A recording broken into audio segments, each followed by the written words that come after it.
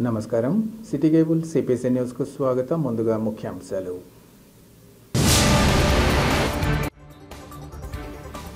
తెలుగుదేశం ప్రభుత్వం కడపతో పాటు రాయలసీమకు చేసిన మేలు మరే ప్రభుత్వం చేయలేదు. టీడీపీ పోలిట్ బ్యూరో సభ్యుడు శ్రీనివాసులరెడ్డి వెల్లడి.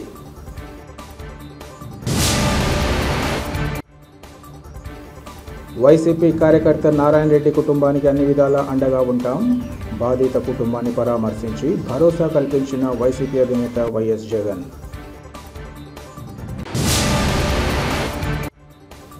కడప నియోజకవర్గానికి పెద్ద మొత్తంలో మంజూరైన సీఎం రిలీఫ్ ఫండ్ చెక్కుల పంపిణీ.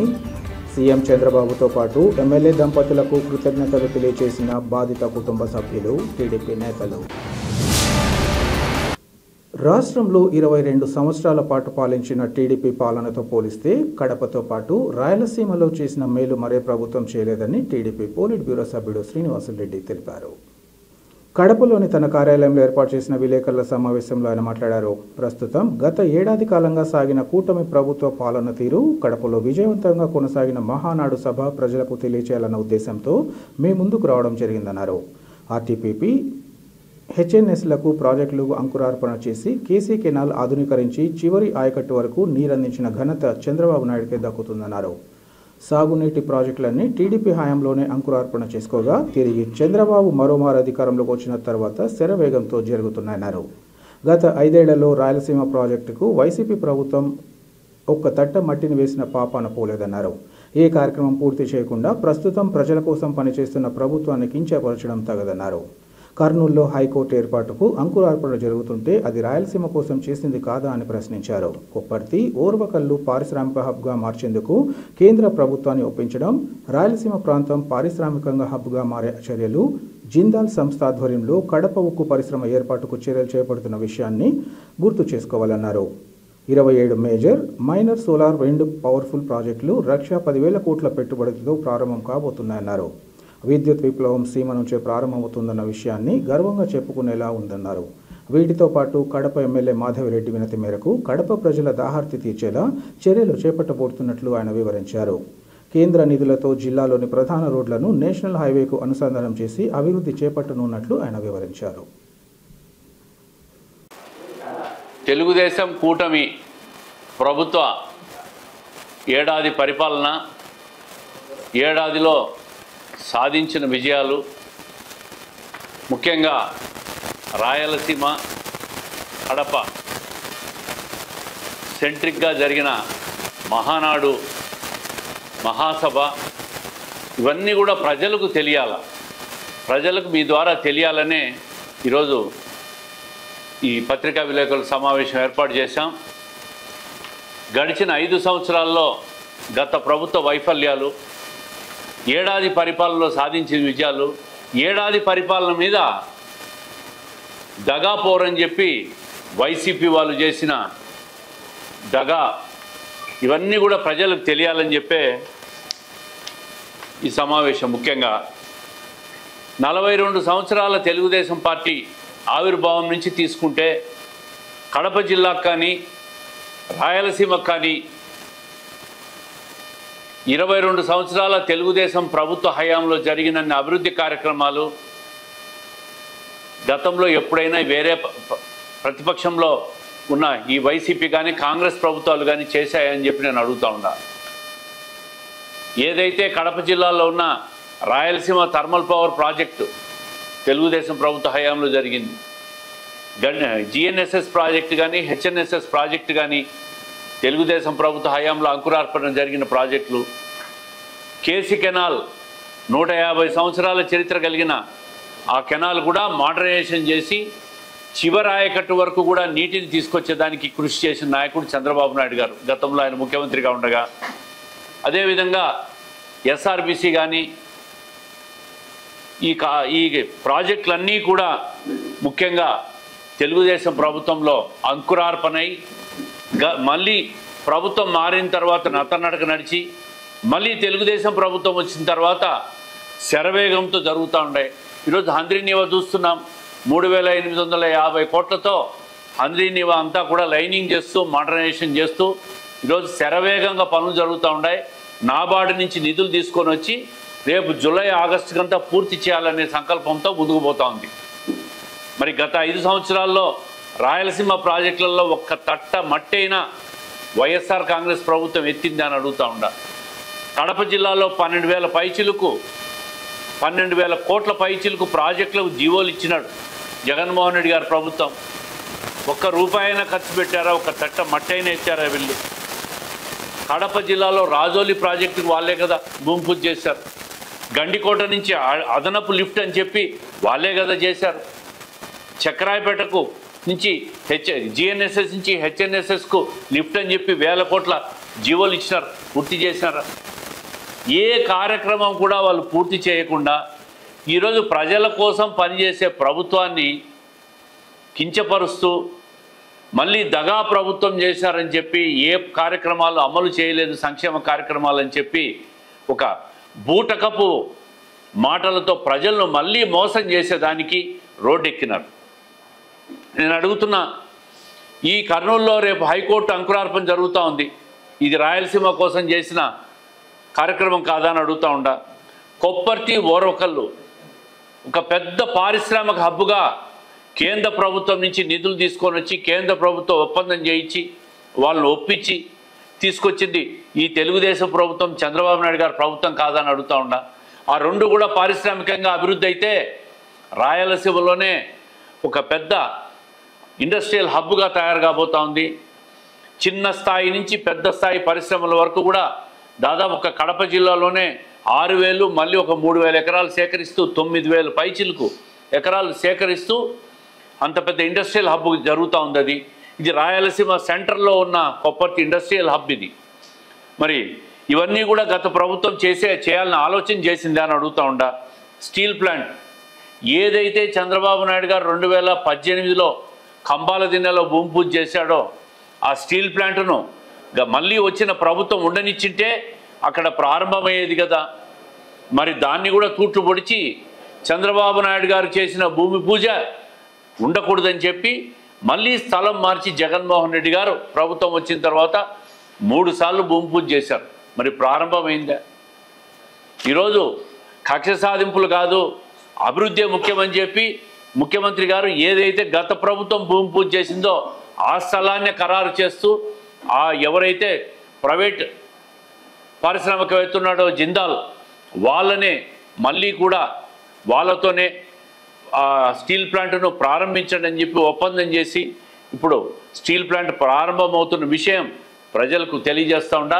ఈ విషయం మీద ముఖ్యమంత్రి గారు మొన్న మహానాడులో ఒక స్పష్టమైన ప్రకటన కూడా చేశారు.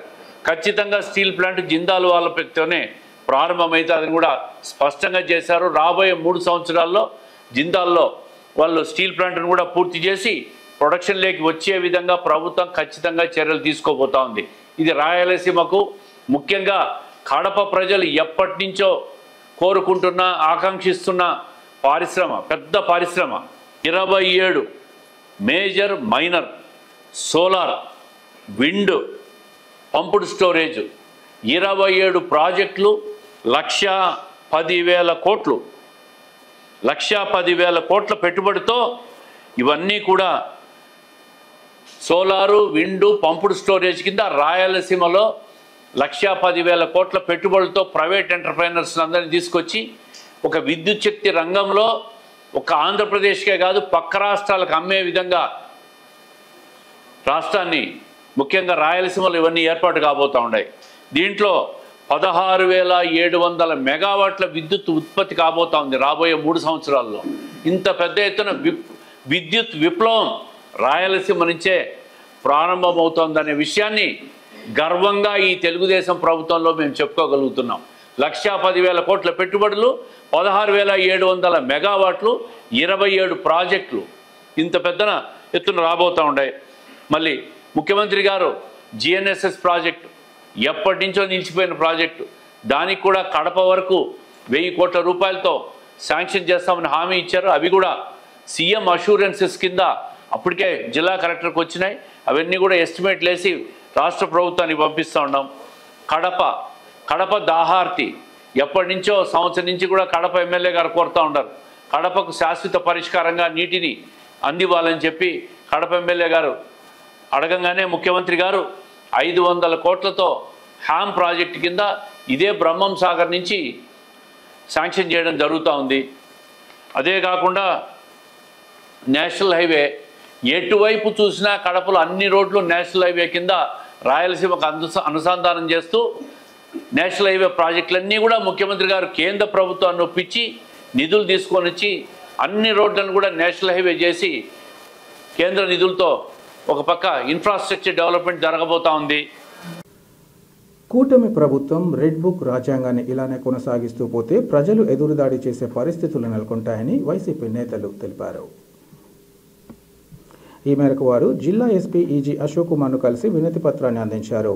అనంతరం వారు మాట్లాడుతూ మే నెల 6వ తేదీన ఖాజీపేట పోలీసులు పేకాట ఆడుతున్నారంటూ 18 ఎఫ్ఐఆర్ నమోదు చేశారని, అందులో వైఎస్ఆర్సీపీ అభిమాని రెడ్డెం లక్ష్మీనారాయణ రెడ్డిని A3గా చేర్చారన్నారు.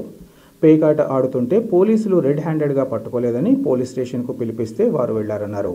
3 రోజుల పాటు వారిని స్టేషన్లో చితక్కొట్టి 9వ తేదీ గంజాయి కేసు పెట్టి అరెస్ట్ చేశారన్నారు. ఇటీవల అతను జైలు నుంచి విడుదలై వచ్చి వైఎస్ఆర్సీపీ ఆధ్వర్యంలో నిర్వహించిన వెన్నుపోటు దినం కార్యక్రమంలో కూడా పాల్గొన్నారన్నారు. లక్ష్మీనారాయణ రెడ్డి చాలా సున్నిత మనస్కుడని, అతనికి ఇదివరకు నేర చరిత్ర లేదన్నారు.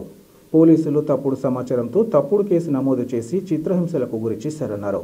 ఇలా హింసించే హక్కు పోలీసులకు ఎవరిచ్చారని, ఎవరి వత్తాసుతో వారిలా చేస్తున్నారని మండిపడ్డారు. తమ చేతగాక అవినీతి పోలీసులను అడ్డుపెట్టుకుని వేధిస్తున్నారని, వారిపై ప్రైవేట్ కంప్లైంట్ ఇచ్చినట్లు వారు తెలిపారు. లక్ష్మీనారాయణ రెడ్డి మృతదేహంతో పోలీస్ స్టేషన్ వద్ద ఆందోళన నిర్వహించాలని అనుకున్నామని, జిల్లా ఎస్పీ కేసు నమోదు చేసి విచారిస్తామని హామీ ఇవ్వడంతో ఆ ఆలోచన విరమించుకున్నట్లు వారు తెలిపారు. ఈ విషయంగా బాధిత కుటుంబానికి న్యాయం చేయాలని వారు కోరారు.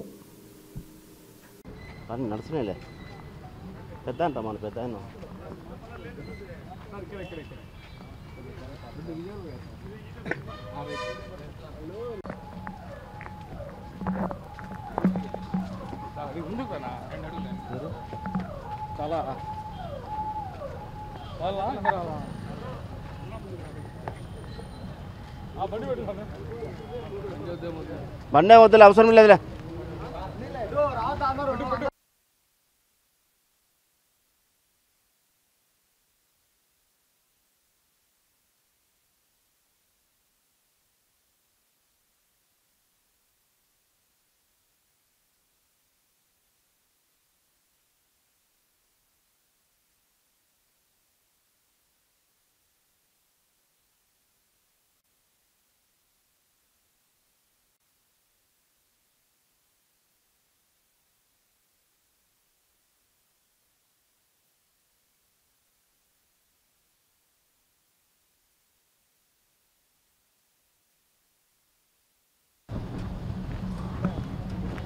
ఖాజీపేట మండలంలో మే 6వ తారీఖున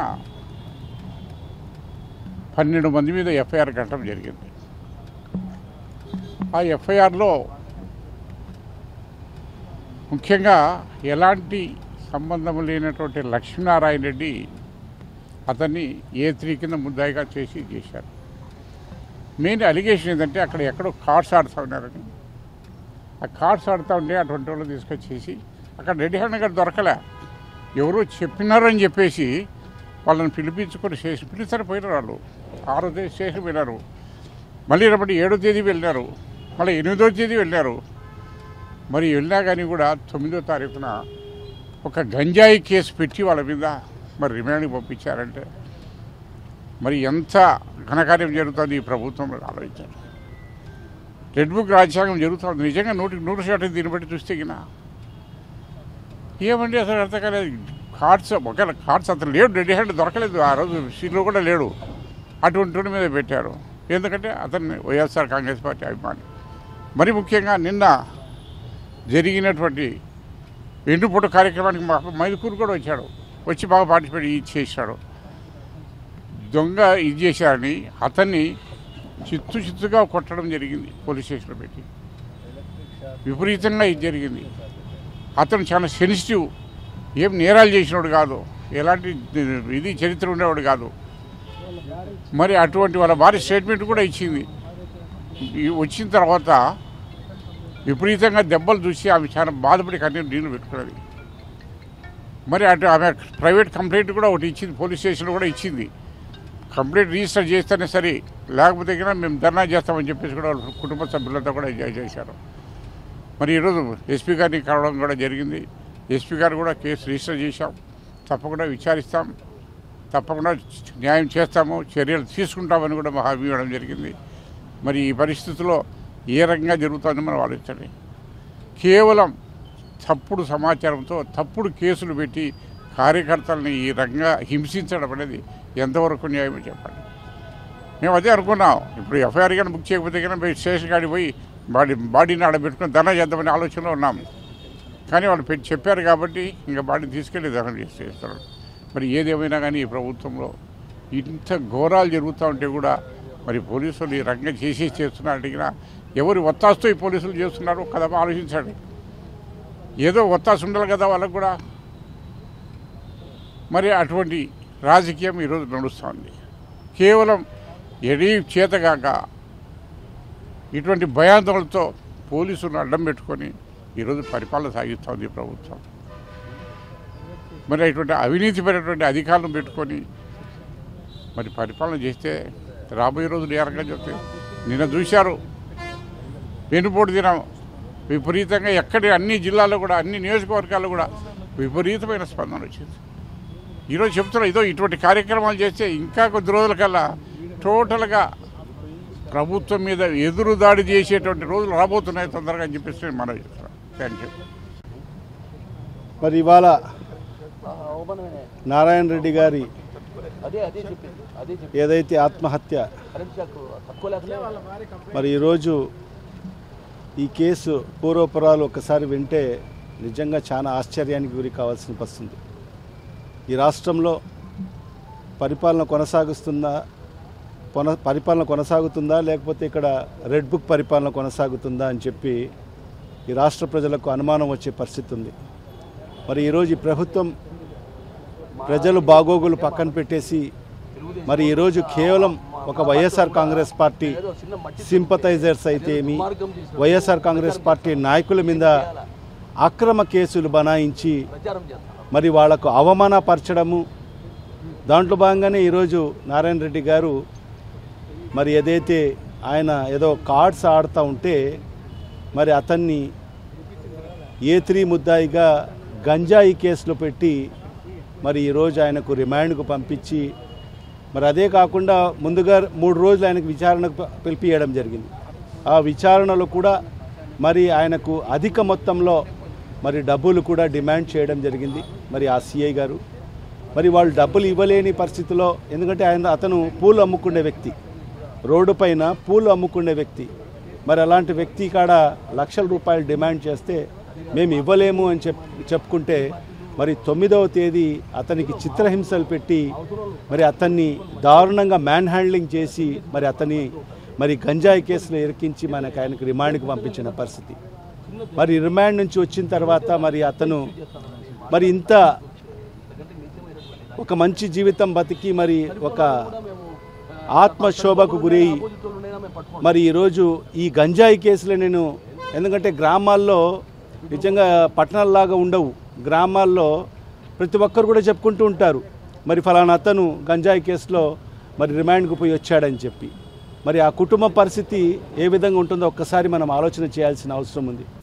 ఉద్యోగం ఇప్పిస్తానంటూ తమను మోసగించిన వారిపై తగిన చర్యలు తీసుకోవడంతో పాటు తమ నుంచి తీసుకున్న డబ్బును తిరిగి చెల్లించేలా చూడాలని కడపకు చెందిన సురేష్ కోరారు. ఈ మేరకు ఆయన మీడియాతో మాట్లాడుతూ తమ సోదరుడు చంద్రగిరి మాధవరావు, గిద్దలూరు సుబ్బరాయుడు ఉమామహేశ్వరుల చేతిలో దారుణంగా మోసపోయారన్నారు. రిమ్స్లో పనిచేస్తున్న ఉమామహేశ్వరి రిమ్స్లో కాంట్రాక్ట్ ఉద్యోగాలు చేస్తున్న తమ వారిని పర్మనెంట్ చేస్తామంటూ సుమారు 4 లక్షల రూపాయలు రాబట్టారన్నారు. చాలా కాలం ఎదురు చూసిన ఉద్యోగాలు పర్మనెంట్ కాకపోవడంతో తాము మోసపోయినట్లు గ్రహించామన్నారు. దీంతో తాలూకా పోలీస్ స్టేషన్లో ఫిర్యాదు చేశామని తెలిపారు. అంతేకాకుండా తమను మోసగించిన వారి స్వగ్రామమైన జమ్మల్మడుకు వెళ్లి తెలియచేసినా వారు తమపైనే తిరగబడ్డారన్నారు. దీంతో చేసేది లేక వెనుదిరగాల్సి వచ్చిందన్నారు. పెద్ద ఎత్తున అప్పులు, బంగారు తాకట్టు పెట్టి తాము నగదును చెల్లించి మోసపోయామన్నారు. తమకు జరిగిన మోసం బాధితులపై తగిన చర్యలు చేపట్టడంతో పాటు తాము కట్టిన నగదును తిరిగి చెల్లించాలని పోలీసు ఉన్నతాధికారులు తగిన చర్యలు తీసుకోవాలని వారు కోరారు. అందరికీ నమస్కారం. మా అన్న చంద్రగిరి మాధవరావు అనే ఆయనకి గిద్దలూరు సుబ్బరాయుడు, అలాగే వాళ్ళ భార్య అని చెప్పుకొని తిరుగుతూ ఉన్నటువంటి ఉమామహేశ్వరి మా వదిన రిమ్స్లో జాబ్ చేస్తూ ఉంటే అక్కడ పరిచయమైంది. అక్కడ పరిచయమైనాక నాది ఇట్లా పర్మనెంట్ జాబ్ అని చెప్పి మా ఆయనకు మా గిద్దలూరు సుబ్బరాయుడుకు చాలా పెద్ద కాంటాక్ట్స్ ఉన్నాయి, నేను మీకు డబ్బులు కడితే నేను పర్మనెంట్ జాబ్ ఇప్పిస్తాను అని చెప్పడం వల్ల మా వదిన అలాగే మా భార్య డేరింగుల సులోచన, మా వదిన డేరింగుల అను అని ఆయన మా అన్న ద్వారా పరిచయం అయినటువంటి సుబ్బరాయుడుకు అలాగే ఉమామహేశ్వరికి దగ్గర మేము 4 లక్షల రూపాయలు అమౌంట్ కట్టడం జరిగింది. అలాగే మనం ఇట్లా నష్టపోయిన తర్వాత తాలూకా పోలీస్ స్టేషన్లో కంప్లైంట్ కూడా అతని మీద నమోదు అవ్వడం జరిగింది 2023లో. అప్పటి నుంచి వాడు ఫోన్లు చేసి చెప్తా ఉండగా వాడు ఈరోజు ఇస్తాము రేపు ఇస్తాము అలా చెప్పి దారిపోయిన మేము మోసపోయినాక తర్వాత వాడు మమ్మల్ని తిట్టడం జరిగింది. తిట్టినాక మేము మళ్ళీ స్పందనకు 2-3 సార్లు మళ్ళీ చేయడం వల్ల మళ్ళీ అదే కంప్లైంట్ మళ్ళీ మన తాలూకా పోలీస్ స్టేషన్కి రెఫర్ చేయడం జరిగింది. తర్వాత మేము ఒకసారి జమ్మలమడుగు కూడా వెళ్ళడం జరిగింది. అక్కడ వాళ్ళ భార్య వాళ్ళ అమ్మ వాళ్ళు ఏడ్చి మా కొడుకు కూడా ఇబ్బందులు ఉన్నారంటే నాకు తెలియదు, మేము చాలా ఇబ్బందుల్లో ఉన్నాము, మాకు అమౌంట్ తక్షణం ఇవ్వాల్సిందిగా కోరడం జరిగితే అక్కడ వాళ్ళ అమ్మ వాళ్ళ భార్య మా మీద తిరగబడడం జరిగింది. తిరగబడ్డాక మేము ఇంకా అక్కడ చేసేదేమీ లేక మేము రిటర్న్ వచ్చేయడం జరిగింది. ఇది జరిగి కూడా దగ్గర ఒక 8 నెలలు పైన అయిపోతూ ఉంది. తర్వాత ఫోన్లు చేస్తే అతను లిఫ్ట్ చేయడం లేదు. అలాగే ఈ తెలిసినటువంటి ఎవరైనా మన పోలీస్ శాఖ వారు దీని మీద యాక్షన్ తీసుకొని మాకు తక్షణ న్యాయం చేయవలసిందిగా కోరడం అనేది. ఈ వడ్డీలు ఎక్కువయ్యి మేము బంగారు ఈ బ్యాంకులలో పెట్టుకొని వడ్డీలు కట్టలేక చాలా ఆర్థికంగా ఇబ్బందుల్లో ఉన్నాము. దయచేసి మాకు న్యాయం చేయవలసిందిగా కోరడం అయింది. ఉద్యోగాల కోసం డబ్బు ఇవ్వడం జరిగింది. అదే వాళ్ళ ఉమామహేశ్వరి ఆయన అక్కడ జాబ్ చేస్తూ ఉండింది. ఆయన పర్మనెంట్ ఎంప్లాయిడ్ అవ్వడం వల్ల మా వదిన అక్కడ కరోనా టైంలో మా వదిన మా భార్య అక్కడే పనిచేస్తూ ఉన్నారు. పనిచేసినప్పుడు పరిచయం అయినప్పుడు నేను ఇప్పిస్తాను మాకు పెద్ద కాంటాక్ట్స్ ఉన్నాయని చెప్పడం వల్ల మేము వాళ్ళకు అమౌంట్ కట్టడం జరిగింది. సుబ్బరాయుడుకు గిద్దలూరు సుబ్బరాయుడు అతను కట్టడం జరిగింది. 4 లక్షల రూపాయల దాకా మోసం జరిగింది. ఇప్పటికీ జరిగి కూడా 3 సంవత్సరాల దరిదాపులో ఎక్కువ అయిపోతూ ఉంది. వడ్డీలు మాకు ఆర్థికంగా ఎక్కువ వడ్డీలు అయిపోతూ ఉన్నాయి. మేము కట్టుకోలేక చాలా ఆర్థికంగా చాలా ఇబ్బందుల్లో ఉన్నాము. మాకు పోలీస్ యంత్రాంగం తక్షణ న్యాయం చేయవలసిందిగా కోరడమైనది. తమ అనారోగ్య సమస్యల కారణంగా ఆర్థికంగా ఇబ్బందులు ఎదుర్కొంటున్న వారికి Kadapa MLA Madhavi Reddy, TDP polit bureau సభ్యులు శ్రీనివాసులరెడ్డి తమ వంతుగా తోడ్పాటు అందిస్తూ అండగా నిలుస్తున్నారు. తమకు వచ్చిన అనారోగ్య సమస్యలకు అత్యుత్తమ వైద్య సేవలు పొందేందుకు కడప నియోజకవర్గంలో సీఎం రిలీఫ్ ఫండ్ నుంచి మంజూరైన 12,99,807 రూపాయల విలువైన 18 చెక్కులను లబ్ధిదారులకు పోలిట్ బ్యూరో సభ్యుడు కడప జిల్లా ఎమ్మెల్యే మాధవిరెడ్డి అందించారు. ఈ సందర్భంగా టీడీపీ నేతలు మాట్లాడుతూ కడప నియోజకవర్గ ప్రజల కష్టాల్లో పాలు పంచుకుంటూ ముందుకు సాగుతున్న ఎమ్మెల్యే మాధవిరెడ్డి దంపతులకు ధన్యవాదాలు తెలియజేశారు. తమ అనారోగ్యం కారణంగా బాధపడుతున్న వారికి సీఎం రిలీఫ్ ఫండ్ ఆర్థిక భరోసాగా నిలుస్తుందన్నారు. తెలుగుదేశం ప్రభుత్వం ప్రజా సంక్షేమమే లక్ష్యంగా ముందుకు సాగుతుందని, అందుకనుగుణంగా ముందుకు సాగుతున్న కడప ఎమ్మెల్యే తీరు ప్రశంసనీయమన్నారు.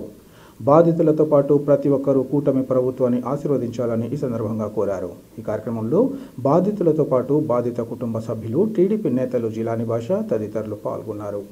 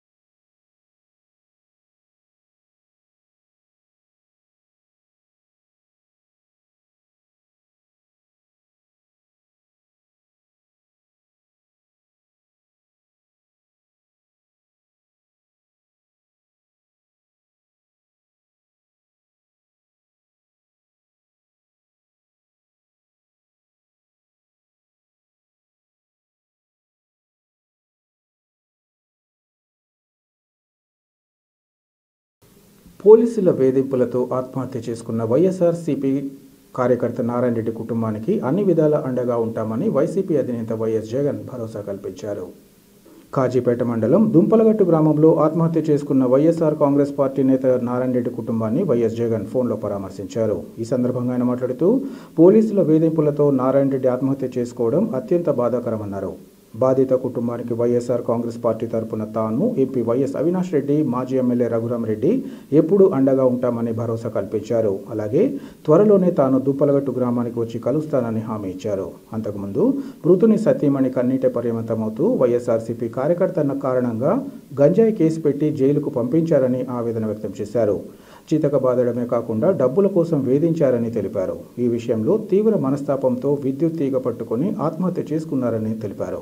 అనంతరం నారాయణ రెడ్డి మృతి తర్వాత ఎంపీ అవినాష్ రెడ్డి, మాజీ ఎమ్మెల్యే రఘురామ్ రెడ్డి ప్రత్యేక చొరవ తీసుకొని తమకు అన్ని విషయాల్లో అండగా నిలిచారని, అందుకు వారికి ప్రత్యేక కృతజ్ఞతలను తెలిపారు. ఈ కార్యక్రమంలో ఏపీఎస్ఆర్టీసీ మాజీ జోనల్ అధ్యక్షుడు రెడ్డి వెంకట సుబ్బారెడ్డి తదితరులు పాల్గొన్నారు.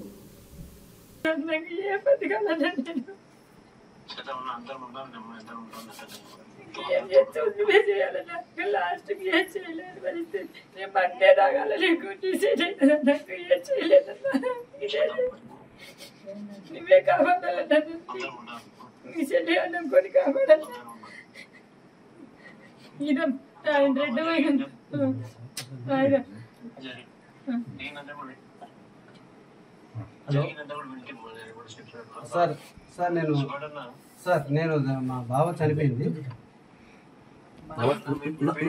నమస్తే అన్న, నేను రెడ్డి వెంకటపడినా అన్న.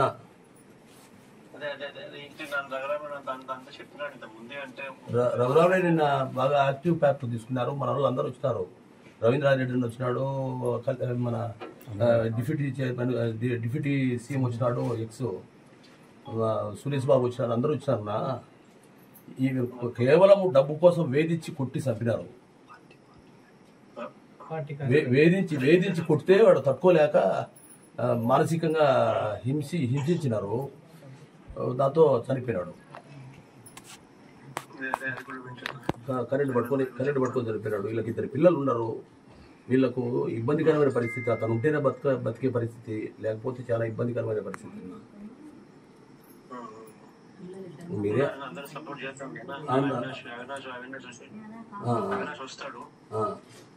అవినాష్ చెప్తాను, వచ్చి అవినాష్ దగ్గర నుంచి సాయం చేసి పోతాడు. రఘురామ్ రెడ్డి ఉన్నాడు. సాయం కూడా చేస్తాను. రఘురామ్ రెడ్డి కూడా చాలా వెరీ యాక్టివ్ పార్ట్ తీసుకున్నాడు. నేను కూడా నా ప్రోగ్రామ్ కాడ నెక్స్ట్ జిల్లాకు వచ్చినప్పుడు తప్పకుండా రండి. నేను కూడా ఇంటికాడికి వచ్చేట్టుగా పెడతాను. సరే అన్న. ఇదన్న వాళ్ళ తమ్ముడు మాట్లాడతాడు. ఒక్క నిమిషం అన్న. సురేంద్రారెడ్డి అన్న. కడప నగర ప్రజలందరిపై ఆ దేవదేవుడు శ్రీ వెంకటేశ్వర స్వామి ఆశీస్సులు ఉండాలని కోరుకుంటున్నట్లు Kadapa MLA Madhavi Reddy, politburo సభ్యుడు శ్రీనివాసులరెడ్డిలు తెలిపారు. కడప నగరం అప్సర సర్కిల్లోని శ్రీ వెంకటేశ్వర స్వామి ఆలయంలో జరిగిన కళ్యాణ వేడుకల్లో శ్రీనివాసులరెడ్డి దంపతులు పాల్గొన్నారు. ఆలయానికి చేరుకున్న వారికి ఆలయ కమిటీ ప్రతినిధులు ఘనంగా స్వాగతం పలికారు. అనంతరం స్వామి అమ్మవార్ల దర్శనం చేయించి ఘనంగా సత్కరించారు. అర్చకులు వేదాశీసులు, తీర్థ ప్రసాదాలను అందించారు. కళ్యాణోత్సవంలో భాగంగా అర్చకులు దేవతామూర్తుల ఉత్సవ విగ్రహాలకు విశేష అభిషేకాలు నిర్వహించి వధూవరులుగా అలంకరించి కళ్యాణ వేదికపై ప్రత్యేక పీఠాలపై అలంకరించారు. అనంతరం ఆలయ ప్రధాన అర్చకుల ఆధ్వర్యంలో కళ్యాణ క్రతువును నిర్వహించారు.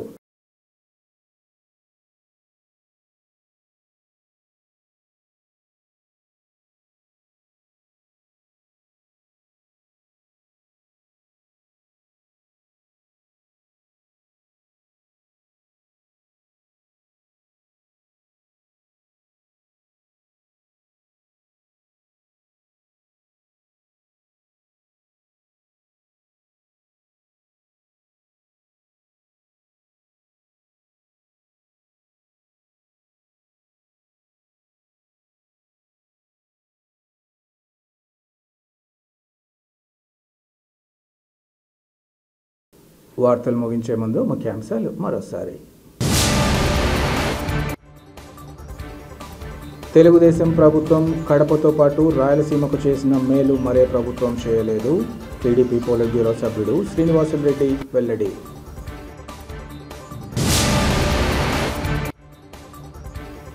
వైసీపీ కార్యకర్త నారాయణ రెడ్డి కుటుంబానికి అన్ని విధాలా అండగా ఉంటాం. బాధిత కుటుంబాన్ని పరామర్శించి భరోసా కల్పించిన వైసీపీ అధినేత వైఎస్ జగన్.